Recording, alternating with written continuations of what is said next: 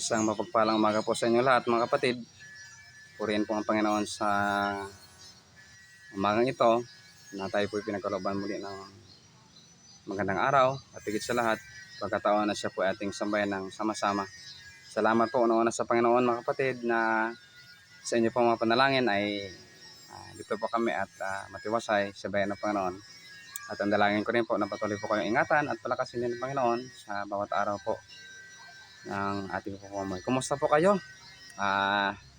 Sa kabila po na sa ganitong pamamaraan na muli ay pansamantala tayong nagkakaniig, gano'n pa man. Salamat sa Santong Espiritu na siya po nagbibigay sa atin ng tunay na kagalakan, kalakasan sa lahat ng sitwasyon sa ating buhay.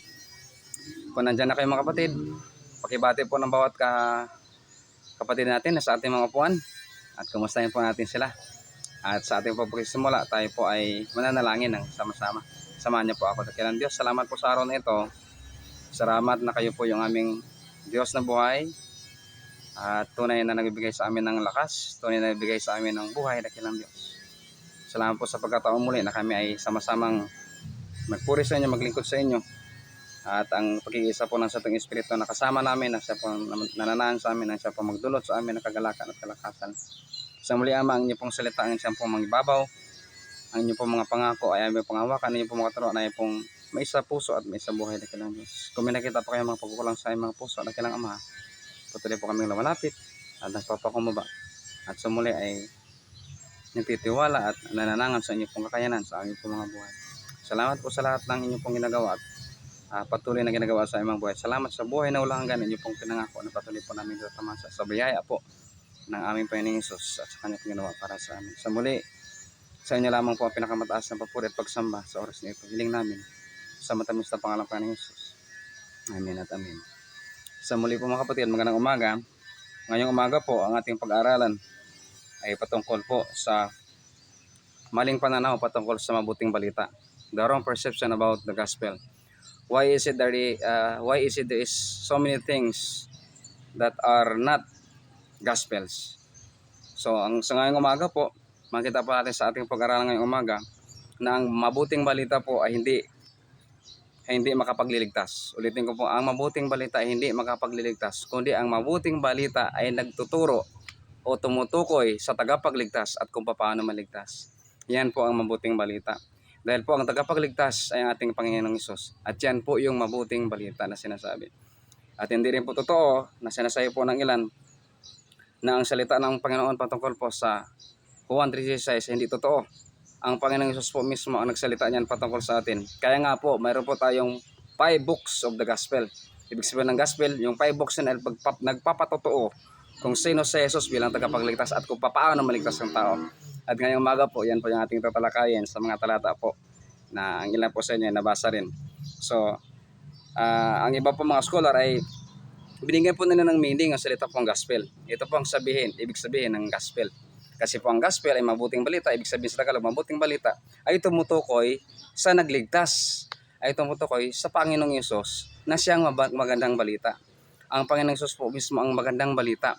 Bakit anong magandang balita sa Panginoong Hesus? Sapagkat ang sino mang makasalanan sa Kanya ay sumampalataya may karoon ng buhay na walang hanggan. So ang gospel po ay ganito, God only Son provided eternal life.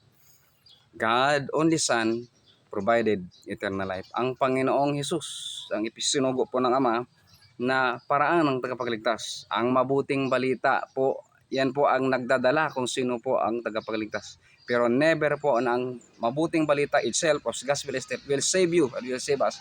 Ito po ang nagtuturo sa atin kung sino ang tagapagligtas at kung paano maligtas. Ngayong umaga po, may dalawa lamang katotohanan po ang ating pag-aralan ngayong umaga para hindi po tayo malito sa nababasa po natin. Minsan po nakakalito itong padala ka na ng verse pero hindi pinapaliwanag ng husto. At yan pong dahilan kung bakit ko po ito dinala sa inyo ngayong umaga mga kapatid ko sa Panginoon.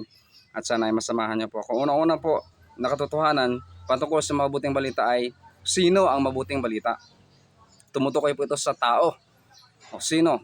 At tumutukoy po ito sa tagapagligtas. Sino ang tagapagligtas? Ang Panginoong Hesus.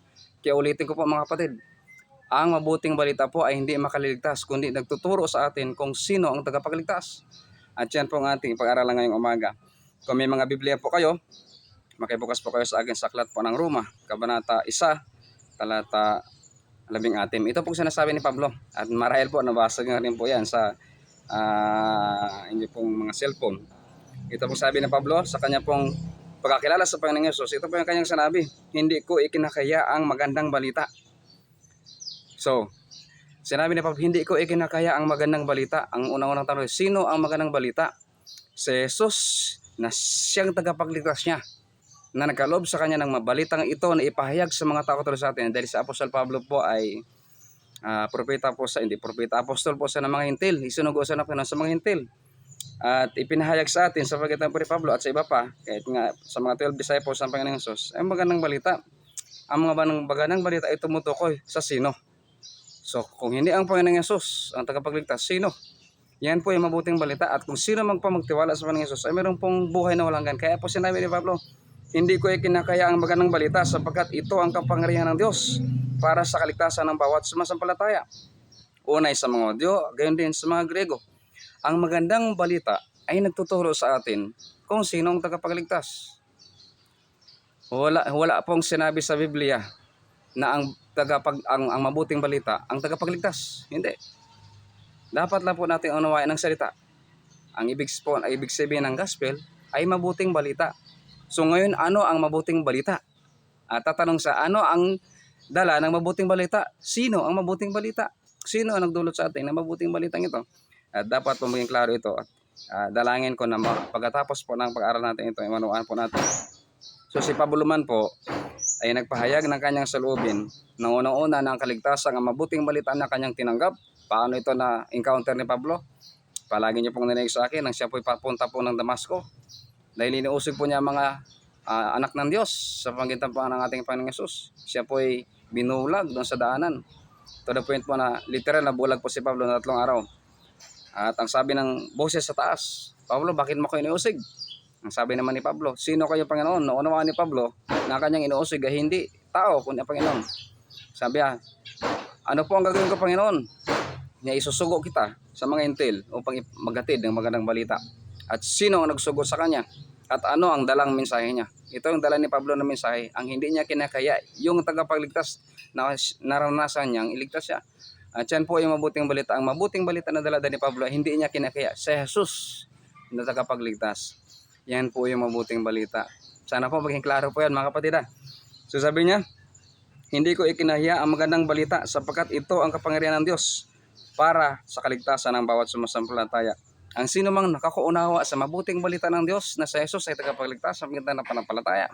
Kaya po sinasabi ng 1:36, gayon na lamang ang pag-iibig ng Diyos sa salibutan kaya ibinigay niya kanyang buktong na anak upang ang sino mang sumampalataya, ang kaligtasan po ay pagsampalataya. Ang mabuting balita ay nagtuturo sa atin kung paano sumampalataya at tagapagligtas. At yan po ang ibig sabihin ng Gospel of John. Ang Gospel of John ay hinahanda yung mga tao na kailangan silang maipanganak muli. At bilang katuparan nito ay pagkilala sa Panginoong Hesus. At mamaya po makita po natin ng pagpapayag ng Panginoong Hesus patungkol sa pananampalataya sa Kanya.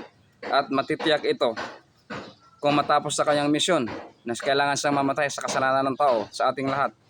At ang sino mang sumampalataya sa kailangan niya mabuhay na muli upang ang salitang kaligtasan na nalihim noong una pa man ay mahayag ng lantaran at magkaroon po ng katiyakan ng buhay ng tao. Maging ang Old Testament saint ay naghihintay po na may lantad ang misteryo ng kaligtasang sa Jesus ang tagapagligtas at mapufulfill ito sa magitan niya kanyang kamatayan sa krus sa Kalbaryo dahil sa ating mga kasalanan at pagkabuhay muli, finality ng ating pong katiyakan sa buhay ng walang hanggan.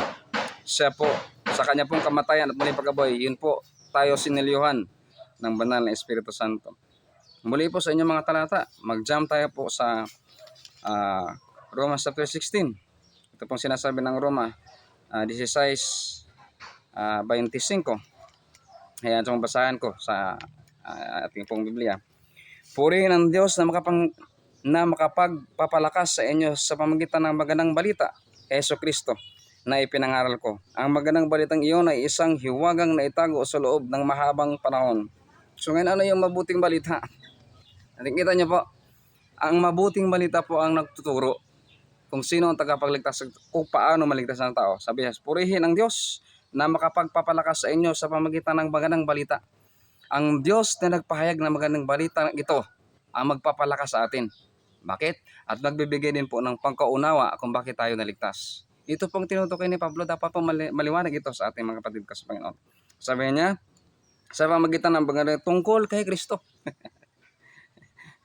Ito po ay nagpapaloob una sa personal ng Panginoong Hesus, pangalawa sa kanyang ginawa. Yun po yung magandang balita. So ang magandang balita po ay hindi nakapagliligtas, kundi ang magandang balita po ay nagtuturo kung paano ka maligtas, at tinuturo po ng magandang balita na si Jesus ang magandang balita. At ang ginawa niya ay sapat na. At mapapasaya yung magandang balitang ito kung kilalanin mo si Jesus bilang tagapagligtas. Yan po ang katotohanan na sinasabi po ng Biblia. Sa inyo, balita tungkol kay Kristo Jesus na ipinangangaral ko. Ang laman ng mabuting balita, ang dala-dalang mabuting balita ni Pablo ay si Jesus. Kung hindi si Jesus ang dala-dala mong balita, hindi po magandang balita ang dala-dala mo. Okay? Kailanman hindi magiging magandang balita kung hindi si Jesus ang tinutukoy na balita. Ngayon pinapahayag natin, si Pablo po sa tanang buhay niya, wala siyang ibang layunin na puso, kundi may pahayag ang Panginoong Hesus kung paano niya nakilala ang Panginoong Hesus, kung paano sa inligtas na Hesus sa pamamagitan ng ginawa ng Panginoong Hesus doon sa krus ng Kalbaryo. At naunawaan ito ni Pablo. Kaya po ganoon na lamang ang kanyang sigasig na ang magandang balita ay may pahayag patungkol sa Panginoong Hesus. Si Jesus po, ang Panginoong Hesus po natin tagapagligtas, ang laman ng mabuting balita. At huwag po nating kalilimutan yan. Kaya ko po sinabi po, minsan wrong perception of the gospel. And most people believe the gospel but do not believe the Lord Jesus Christ itself. Wrong. The gospel teach us, show us how to be saved and who is the Savior. Yan po yung katotohanan. At napakaliwanag po sa mga mensahe ni Pablo. Hindi po nagsasalungat. Ang turo po ni Pablo patungkol po sa magandang balita tungkol sa ating Panginoong Hesus. Si Jesus po ang laman ng mabuting balita. Ang magandang balitang iyon ay itinago, isang hiwagang na itago sa loob ng mahabang panahon. Sa Old Testament po, ang mga tao po ay para mabawasan ang kanilang kasalanan o mapatawad sa kasalanan, kailangan pong pumatay ng mga hayop na walang bahid, ng dungis, blameless. Ito po ay pagtingin sa inaharap na mayroon pong tagapagligtas sa anyo po ng anak ng Diyos. Sabi doon, the Lamb of God that takes away the sins of the world. Sabi doon, tinitingnan. Sa ngayon, dahil hindi pa nasa katuparan ang paghahayag ng Panginoong Hesus sa panahon nila. Kaya po ang pagbububo ng dugo ng hayop na walang kapintasan ay pagpapalit. Pero darating po ang araw na mayroon pong isang perfectong handog na hindi na kailangan magbubo ng dugo ng hayop araw-araw ulit-ulit, taon-taon para sa kasalanan ng tao, kundi minsan na lamang. Yan po yung misteryo. Ang Panginoong Hesus po ay ang misteryo ng mabuting balita. Nung ito po ay nahiyag sa atin ng minsanan, gusto ito makita ng mga propeta, gusto ito makita ng mga Old Testament saints, ngunit dumating po sa ating panahon. Tayo po, we are looking back of what the Lord just has done. Kaya po, naging kumpleto ang pagpapahayag ng mabuting balita patungkol sa inaharap, patungkol po sa kaligtasan. At yan po ang ating Panginoon Hesus. Si Jesus po ang sikrito na ipinahayag sa panahon natin at dapat maging klaro ito sa mga anak ng Diyos. Pangalawa po, ang tanong kanina, who is the gospel? Sino ang mabuting balita? Ang Panginoong Hesus po ang mabuting balita. Yan. Ang tanong po kasi ay sino? Kung ang Panginoong Hesus po ay hindi, ang Panginoong Hesus po mismo ang mabuting balita. Bakit mabuting balita? Kasi ang sino man pong sumampalataya sa Kanya ay magkaroon ng buhay na walang hanggan. Ulitin ko po, kahit po ulit-ulit po ako dito, ang mabuting balita ay hindi nakakaligtas, kundi nagtuturo kung sino ang tagapagligtas. Sa pamamagitan ng magandang balita sa ginawa ng Panginoong Hesus, sa Panginoong Hesus at ang kanyang ginawa ay sapat na. Yan po ang mabuting balita. At wala kang babayaran, wala kang gagalawin, kundi magsampalataya. Ang pagsampalataya po, yun po yung pinto ng kaligtasan ng sinumang sumasampalataya. So ulitin ko po. Ngayon po, ang ating po titingnan ay ano ang mabuting balita? Ito po ay tumutukoy naman sa kanyang ginawa. Ang Panginoong Hesus po, ipinakita po niya kung paano maligtas ang tao. Ipinahayag po niya na siya po mismo yung daan, na siya po yung nagbibigay ng buhay na walang hanggan sa pamamagitan po ng pananampalataya ng sino pong nanalig sa kanya ay nagkakaroon po ng buhay na walang hanggan. Tingnan po natin ang 1 Thessalonians. Bagay ko po inulit ito kasi po nabasa niyo po yan sa ating pong group chat at ipinapahayag ko po sa inyo at maging klaro po ang ating pagkaunawa patungkol po sa magandang balita ng ating Panginoong Hesus.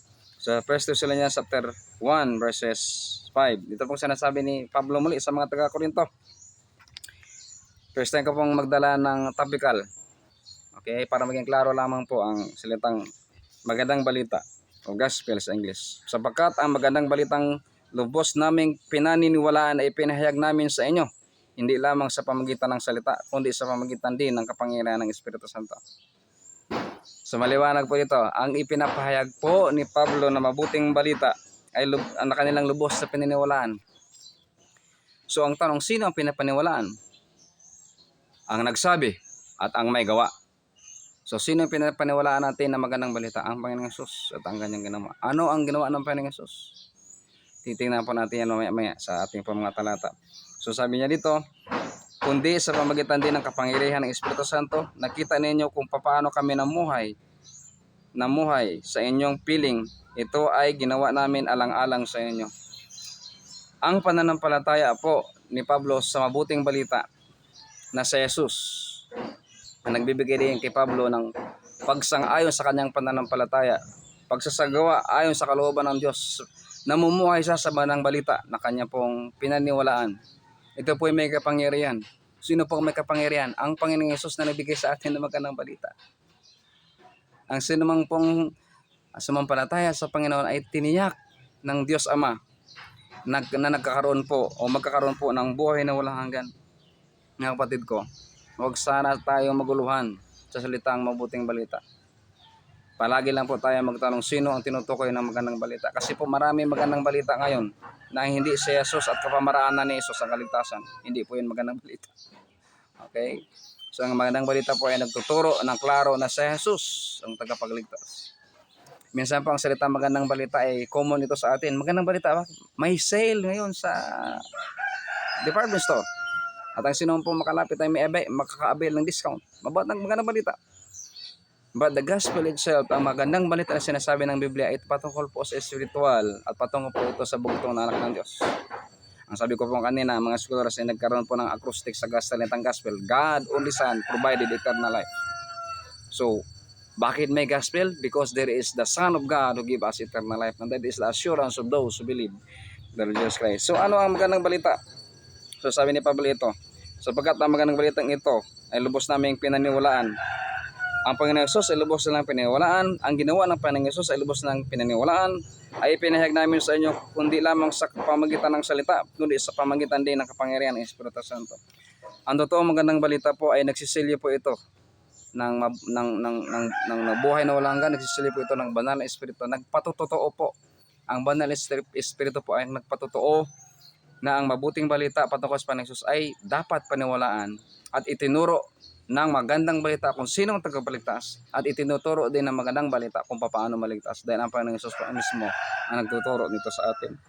Sabi niya sa 1:3-6, the Gospel of John, for God so loved the world that He gave His only begotten Son, that whosoever believe in Him will never perish but have everlasting life. Itinuturo ng mabuting balita na si Jesus ang tagapagligtas at ang sino man pong manalig, ito po yung magandang balita. Ang magandang balita ay hindi maging magandang balita kundi mo pananaligan. Tama po ba? So ang magandang balita ng Panginoon Hesus ay dapat panaligan. Kasi kung ito yung magandang balita, dapat mong panghawakan. Dahil ang magandang balita ito ang magsisecure sa iyo sa buhay na ito at sa inaharap. Kaya po ganoon na lamang ang ituro po ni Pablo sa atin. Ngayon po sa ulit nating talata, nais ko po kayong dalhin doon sa 1 Corinthians chapter 15. Palagyan niyo po itong narinig sa akin mga kapatid ko sa Panginoon. Ngunit hayaan po ninyo na ating pag-aralan muli. Dahil nga po sa ating pinag-aaralan na patungkol po sa mabuting balita o magandang balita sa umagang ito. So, sa umagang ito sa ating pagsama. Sabi po ng 1 Corinthians chapter 15:1 and 4. Ito po yung completion of the gospel. Bagay po completion. Kasi ang Panginoong Hesus po hindi lamang po ipinanganak. Siya po ipinanganak sa mundong ito na walang kasalanan, namuhay na kasama natin ngunit hindi nagkasala. Ang Panginoong Hesus po ay nagbigay sa atin ng katiyakan. Sabi ito, mga kapatid, ngayon pinapaalala namin sa inyo ang magandang balitang ipinangaral ko sa inyo. Iyan ang magandang balitang inyong tinanggap at naging saligan ng inyong pananampalataya. Ano ito? Naligtas kayo sa pamagitan nito. Kung matatag ninyong pinanghahawakan ang salitang ipinapangaral ko sa inyo, maliban na lamang kung walang kabuluhan ng inyong pananampalataya. ang pagsampalataya maging kabuluhan kung itukoy natin sa ginawa ng Panginoong Hesus. Kay Hesus at sa kanyang ginawa ang ating pong pamumuhay. Sapagkat ibinigay ko sa inyo ang bilang pinakamahalaga sa lahat ang tinanggap ko na si Kristo ay namatay dahil sa ating mga kasalanan. Tulad na sinasabi ng kasulatan, inilibing siya at muling nabuhay sa ikatlong araw. Tulad din na nasasabi sa kasulatan, at siya ay nagpakita kay Pedro at saka sa nagpakita sa at pagkatapos ay nagpakita sa marami pa. Mga kapatid, ang magandang balita po ay sa Jesus. At sapat na po ang kanyang ginawa para ikaw po ay magkaroon ng buhay na walang hanggan. Yan po ay mabuting balita. The completeness of the gospel was finished when the Lord Jesus Christ died for our sins and rose again. Yan po yung magandang balita. Sa muli po mga kapatid, sino ang magandang balita at ano ang magandang balita ay dapat po nating manuwan. Dalangin ko mga kapatid, sa puso po natin ang talatang ating po na pag-aralan. Muli po, pagdilid-dilihin natin, maunawaan po natin ng lubos ang ginawa nating Panginoong Diyos. So sa muli po, isang magandang araw po sa inyo mga kapatid, at dalangin ko na ang kapayapaan ng Panginoon sa ating lahat. Purihin ang Panginoon. Manalangin po tayo. Dakilang Diyos, salamat po sa inyong po mga salita. Salamat po sa iyong ginawa sa ating mga buhay. Salamat po sa buting balita namin pinagawin na sa Jesus ang tagapagligtas. Ang sino man pong manalig kay Jesus ay may katiyakan ng buhay na walang hanggan. Hiling namin ito sa pangalan ng Panginoong Jesus. Amen. Sa muli po, isang magandang araw sa inyong mga kapatid. God bless you.